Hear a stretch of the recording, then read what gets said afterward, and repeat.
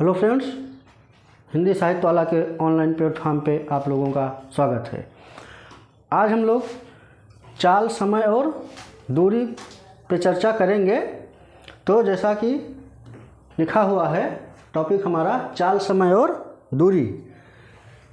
Question solve करने से पहले हम लोग कुछ इम्पॉर्टेंट फार्मूले पे नज़र डालेंगे, क्योंकि इसी बेस पे क्वेश्चन हमको सॉल्व करना है। देखिए, चाल बराबर दूरी बटा समय होता है, और समय बराबर दूरी बटा चाल, और दूरी बराबर चाल गुणे समय।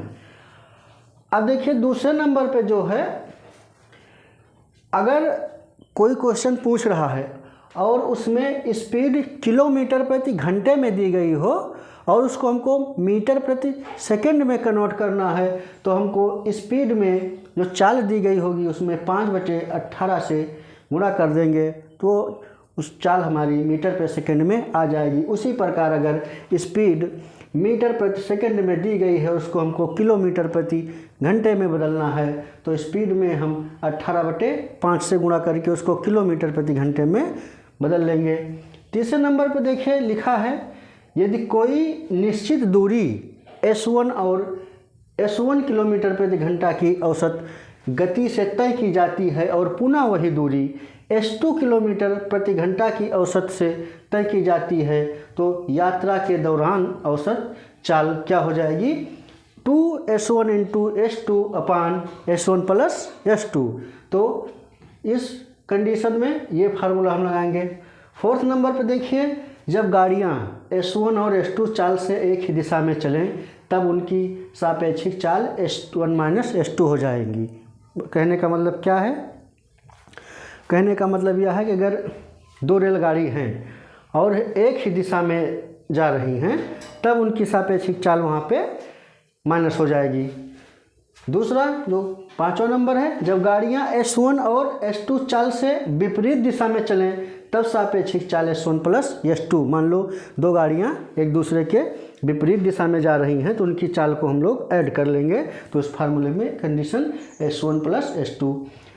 फिर देखिए, यदि कोई रेलगाड़ी किसी बिंदुवत वस्तु जैसे खंभे आदि को पार करती है, तो रेलगाड़ी द्वारा तय की गई दूरी रेलगाड़ी के लंबाई के बराबर होगी।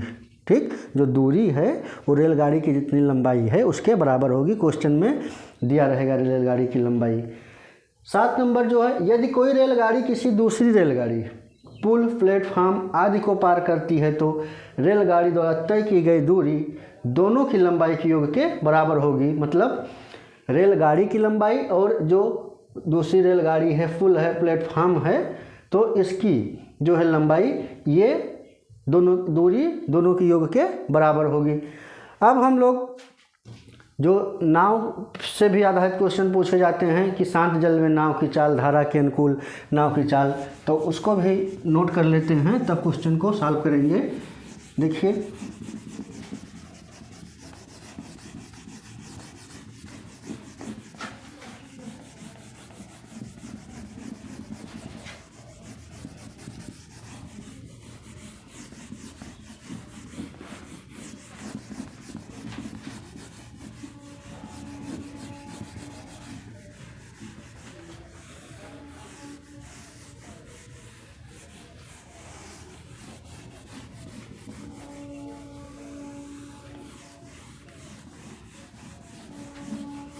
चलिए देखते हैं। यदि शांत जल में नाव की चाल x किलोमीटर प्रति घंटा तथा धारा की चाल y किलोमीटर प्रति घंटा हो, तो तब फार्मूला क्या हो जाएगा? कह रहा है यदि शांत जल में नाव की चाल x किलोमीटर प्रति घंटा तथा y की चाल तथा धारा की चाल y किलोमीटर प्रति, तो धारा के अनुकूल नाव की चाल क्या हो जाएगी? धारा के अनुकूल नाव की चाल ये हो जाएगी x प्लस y किलोमीटर प्रति घंटा, और धारा के प्रतिकूल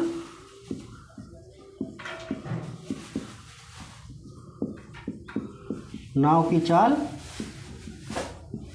x माइनस y किलोमीटर प्रति घंटा। धारा के अनुकूल मतलब जिस दिशा में पानी का बहाव है उसी दिशा में अगर नाव भी जा रही है तो वहाँ पे x + y, और धारा के प्रतिकूल अगर धारा मान लो पश्चिम की ओर, पूर्व की ओर धारा है और नाव पश्चिम की ओर आ रही है तो उस कंडीशन में जो है नाव की चाल x - y किलोमीटर प्रति घंटा हो जाएगी। इसी आधार पे दूसरी कंडीशन है, यदि नाव की धारा के अनुकूल तथा प्रतिकूल चाल क्रमशः u और v हो तो नाव की धारा के अनुकूल चाल u और प्रतिकूल v हो तो शांत जल में नाव की चाल क्या हो जाएगी? शांत जल में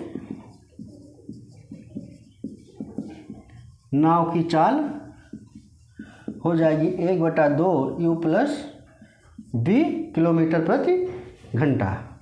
और शांत जो है, अब धारा की चाल फिर क्या हो जाएगी? 1/2 u - v किलोमीटर प्रति घंटा। तो इसको आप लोग नोट कर लीजिए। अब इसी हम लोग क्वेश्चन करेंगे तो इन फार्मूलों का यूज क्वेश्चन में हमको ज़रूरत पड़ेगी, तो इसीलिए आपको ये पहले बता दिया गया। चलिए पहला क्वेश्चन नोट करिए।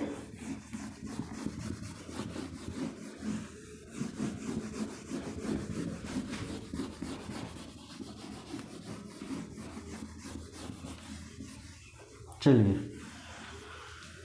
पहला क्वेश्चन क्या कह रहा है? पहला क्वेश्चन कह रहा है गोपाल 100 किलोमीटर की दूरी तय करता है। वह प्रथम 40 किलोमीटर की दूरी 60 किलोमीटर प्रति घंटा की चाल से तय करता है, शेष दूरी वो 40 किलोमीटर की चाल से तय करता है, तो उसकी औसत चाल किलोमीटर प्रति घंटे में बताओ। गोपाल कितनी दूरी तय करता है? 100 किलोमीटर की। वो 100 किलोमीटर की दूरी तय करता है और प्रथम 40 किलोमीटर की दूरी, प्रथम 40 किलोमीटर की दूरी वो 60 किलोमीटर प्रति घंटा की दर से तय करता है। शेष दूरी वो 40 किलोमीटर प्रति घंटा की दर से, शेष दूरी 40 किलोमीटर प्रति घंटा की दर से तय करता है। तो क्वेश्चन कह रहा है उसकी औसत चाल बताओ। तो देखो गोपाल के द्वारा तय की गई कुल दूरी 100 है और प्रथम जो कंडीशन है उसमें जो है हम लोग जो 40 किलोमीटर की दूरी तय करने में कितना समय लगता है, तो प्रथम दूरी तय करने में लगा समय क्या होता है? दूरी बटा चाल। तो दूरी कितनी है? 40 और समय क्या है? 60। ठीक, तो देखिए इसको काटेंगे, 0 से जोड़ो, 2 दूनी 4, 3 दूनी 6, 2/3 घंटा।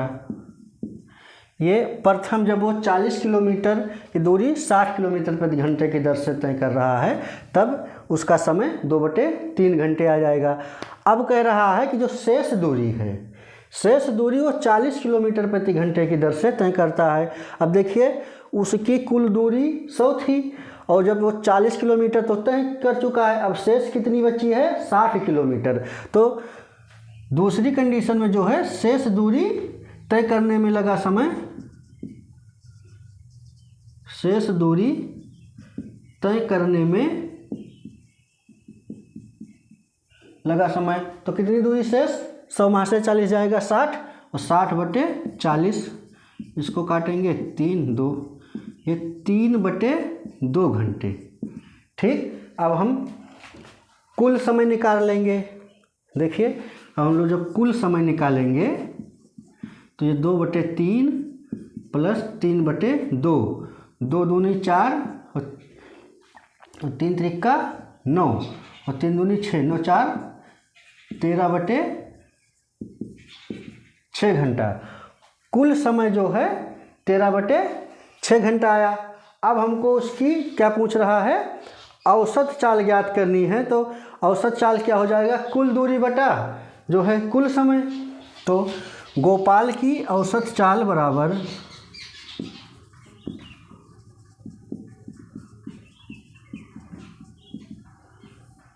कुल दूरी बटे कुल समय।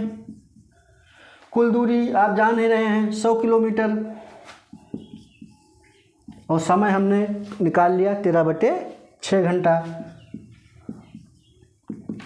देखिए 100 गुणे 6/13 और 600/13 और 600/13 आ गया।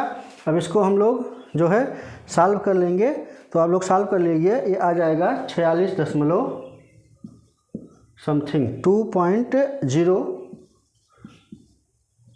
किलोमीटर प्रति घंटा। तो ये गोपाल के द्वारा जो है इतना जो है क्वेश्चन क्या कह रहा था, औसत चाल 46.20 किलोमीटर प्रति घंटा वो उसकी चाल थी। दूसरा क्वेश्चन देखिए,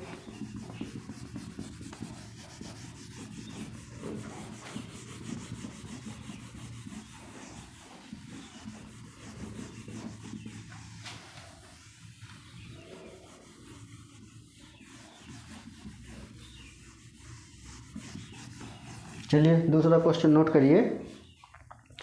दूसरा क्वेश्चन कह रहा है, एक व्यक्ति अपने घर से 45 किलोमीटर प्रति घंटा की चाल से चलकर अपनी मंजिल पर 10 मिनट देरी से पहुंचता है। वो कहीं जा रहा था और उसकी चाल जो है 45 किलोमीटर प्रति घंटा की थी, फिर भी वो 10 मिनट देरी से पहुंचा। और फिर कह रहा है यदि वह अपनी चाल 15 किलोमीटर प्रति घंटा बढ़ाता है तो वो 5 मिनट देरी से पहुंचता है। तो व्यक्ति के घर व उसकी मंजिल की दूरी बताओ। ठीक, तो देखिए माना घर से मंजिल की दूरी d किलोमीटर, माना घर से मंजिल की दूरी d किलोमीटर और उसको तय करने में कुल समय t लग रहा है। ठीक, तो अब पहली स्थिति में देखिए,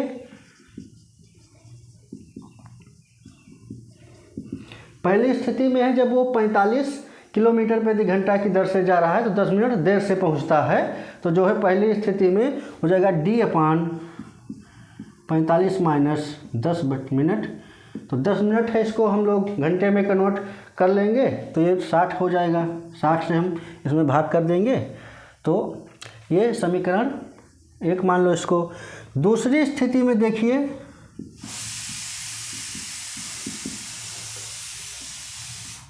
वो क्या करता है, 15 मिनट प्रति किलोमीटर प्रति घंटा अपनी चाल को वो बढ़ा रहा है, तो वो 5 मिनट देरी से पहुंचता है। तो ये हो जाएगा d/60 माइनस 5/60। ये समीकरण 2।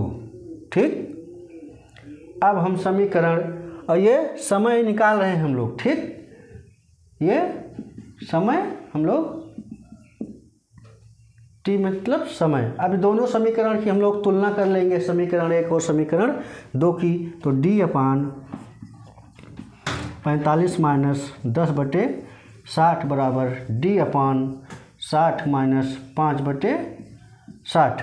अब समान चरों की तुलना कर लेंगे। देखिए d/45 माइनस में हो जाएगा इधर d/60 और उधर ये जाएगा 10/60 प्लस में हो जाएगा और ये माइनस 5/60। अब देखिए यहाँ पर d हम लोग कॉमन ले लेते हैं तो 1/45 माइनस 1/60 और ये 10 में से 5 घटाएंगे तो 5 बचेगा /60। अब देखिए इधर हल कर दे रहे हैं, इसमें एलसीएम ले लेंगे तो कितना हो जाएगा, d ऐसे रहेगा ही। ये 60 माइनस 45 बटे इसको 45 गुणे 60 लिख सकते हैं बराबर 5/60। अब देखिए d ये हो जाएगा 15/45 गुणे 60 बराबर 5/60। अब हम लोग बराबर के इधर उधर जो है ट्रांसफ़र कर देते हैं। d × 15 बराबर 5 गुणे 45 गुणे 60 और ये इधर आएगा 60 तो इधर भी वो गुणे में हो जाएगा, तो डायरेक्ट लिख दे रहे हैं d × 15 गुणे 60। अब इसको सॉल्व कर लेंगे। देखिए 60 से 60 कट जाएगा, 15 कम 15 15 तियाँ 45, तो डी बराबर 15 किलोमीटर जो है उसके घर से जो है मंजिल की दूरी 15 किलोमीटर 15 किलोमीटर है थी। ठीक, अब दूसरा क्वेश्चन देखते हैं क्या कह रहा है।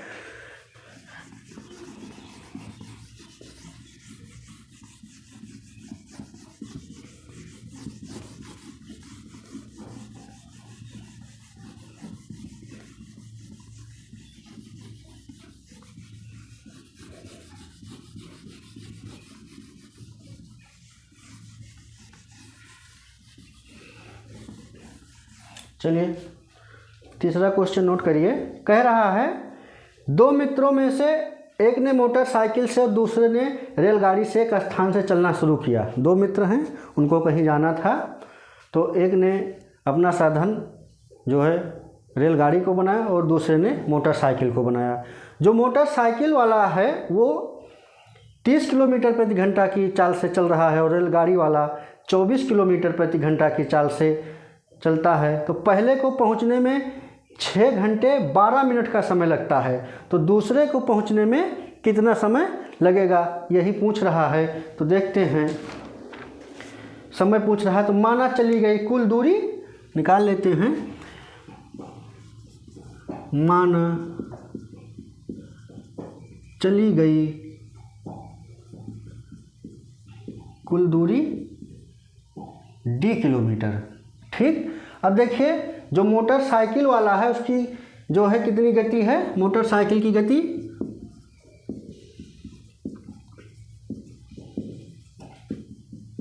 मोटरसाइकिल की गति 30 किलोमीटर प्रति घंटा है और उसकी समय कितना ले रहा है, वो जो मोटरसाइकिल वाला बंदा है वो समय 6 घंटा और 12 मिनट का समय ले रहा है। ठीक, अब देखिए हम इसको भी मिनट को भी घंटे में कन्वर्ट कर ले रहे हैं।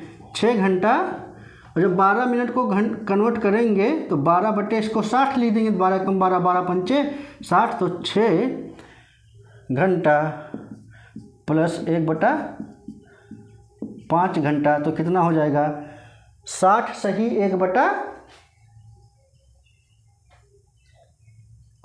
6 है, 6 सही 1/5 घंटा। ठीक, अब देखिए जो रेलगाड़ी से जो है जा रहा है उसकी, अब यहाँ हम समय निकल आया, ठीक है, गति भी इसकी निकल आई, तो दूरी बराबर क्या होता है, चाल गुणे समय। अब यहाँ हम फार्मूला रख देंगे, दूरी बराबर यहाँ लिख दे रहे हैं, दूरी बराबर चाल गुणे समय। तो देखिए चाल कितनी थी उसकी 30 किलोमीटर और समय कितना निकला 6 सही 1/5। इसको लिख सकते हैं 6 पंचे 30, 31/5 घंटा इसको लिख सकते हैं। तो 31/5 घंटा, तो 5 एकम 5 5 6 30, तो दूरी कितनी आ गई 6 गुणे 31 किलोमीटर। अब देखो रेलगाड़ी की चाल कितनी थी 24 किलोमीटर प्रति घंटा। रेलगाड़ी की चाल 24 किलोमीटर प्रति घंटा थी। अब देखिए हमको समय निकालना है, तो समय बराबर क्या होता है, दूरी बटे चाल। ठीक है, आप लोगों को पता है कि समय बराबर दूरी बटे चाल होता है। अब देखिए दूरी कितनी थी 31 गुणे 6 और 24 कितना आ गया, जो रेलगाड़ी द्वारा तय की गई चाल उसकी, तो 6 कम 6 6 चौको 24, तो 31/4 घंटे। ठीक, अब इसको आप लोग और सरल करना चाहें तो 7 सही जो है ये 4, हाँ 31/7 सही 3/4। ठीक, इतना घंटा। अब इसको घंटे को मिनट में भी अगर कन्वर्ट करना चाहें तो 7 घंटा, और 3/4 को मिनट में कन्वर्ट करना चाहें तो इसको 60 से कर देंगे क्या, गुण है तो 60, 15 चौको 60, 15 45, 7 घंटे 45 मिनट। ठीक, अब जैसा क्वेश्चन में पूछेगा उसी हिसाब से हमको दूरी ज्ञात कर लेनी है। अब देखिए नेक्स्ट क्वेश्चन,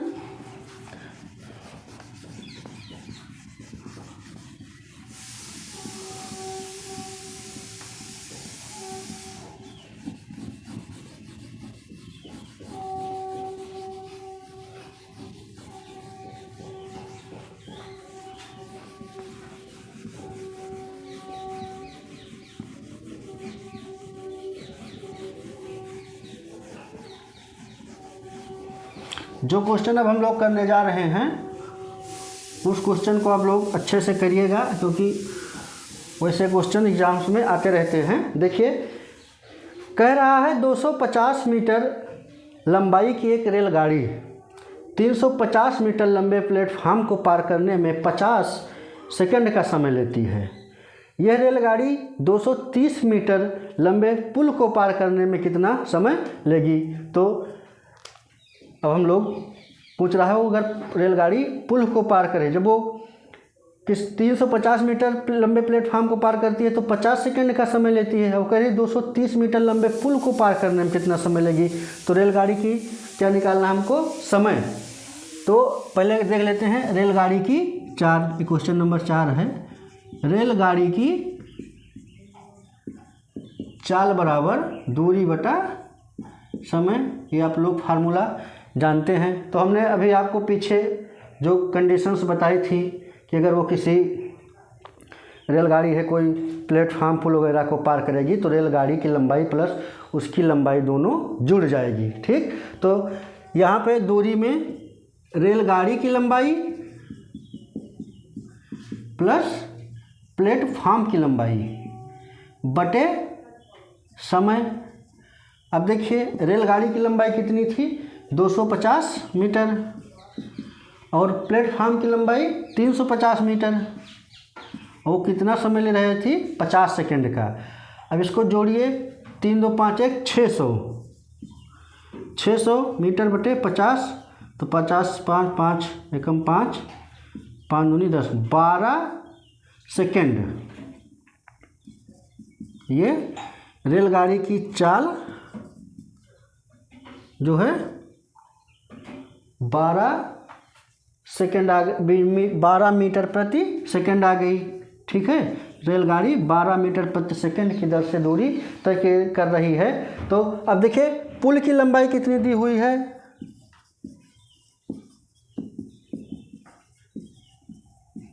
230 मीटर। ठीक, जब पुल की लंबाई 230 मीटर दी गई है तो यही पूछ रहा है कि जो है इस पुल को पार करने में जो है रेलगाड़ी कितना समय लेगी। तो फिर वही कंडीशन पीछे जाइए, याद करिए।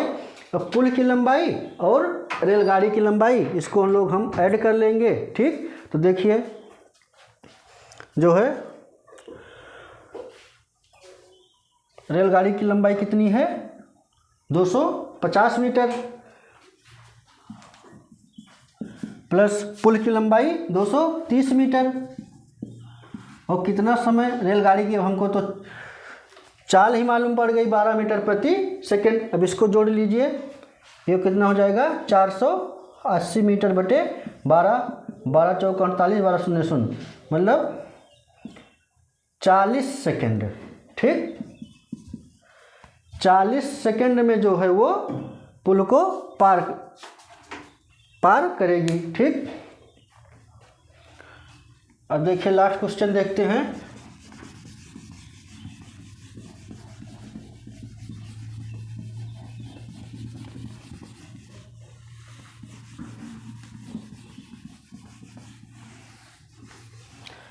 क्वेश्चन कह रहा है एक नौका की गति धारा के साथ और प्रतिकूल दिशा में, मतलब अनुकूल और प्रतिकूल दोनों दिशा में दिया हुआ है, क्रमशः 14 किलोमीटर और 8 किलोमीटर हैं। ठीक, कोई नाव है वो धारा के अनुकूल 14 किलोमीटर जा रही है और प्रतिकूल 8 किलोमीटर प्रति घंटा की गति से जा रही है। तो पूछ रहा है धारा की गति कितनी है, यहाँ धारा की गति पूछ रहा है। तो लास्ट में हम लोगों ने जो फार्मूला लिखा था उसी को यहाँ अप्लाई करेंगे। तो देखिए धारा के अनुकूल नाव की कितनी चाल है, धारा के अनुकूल नाव की चाल दिया है 14 किलोमीटर प्रति घंटा, ठीक।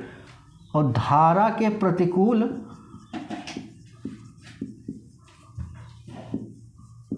नाव की चाल ये दिया है 8 किलोमीटर प्रति घंटा। अब पूछ रहा है धारा की गति कितनी है। तो धारा की चाल देखो क्या हो जाएगा, धारा की चाल बराबर फार्मूला आप लोगों ने देखा हुआ 1/2 u प्लस v। तो देखिए 1/2 हो जाएगा यहाँ, हाँ जब जो है प्रतिकूल है तो यहाँ माइनस हो जाएगा, ये माइनस वाला फार्मूला यहाँ लग जाएगा। तो देखिए 14 माइनस 8, तो देखिए 6/2 हो जाएगा। तो 2 कम 2 2 3 6, तो ये 3, धारा की चाल 3 किलोमीटर प्रति घंटा।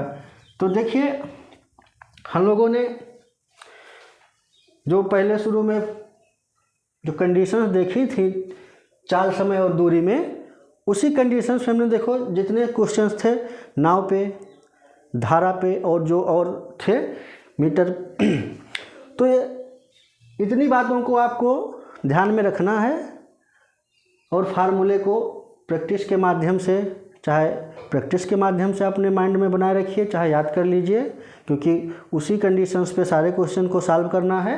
अब हम लोग नेक्स्ट टॉपिक में चर्चा करेंगे कार्य और समय। तो आज के लिए इतना ही, मिलेंगे नेक्स्ट टॉपिक पे। धन्यवाद।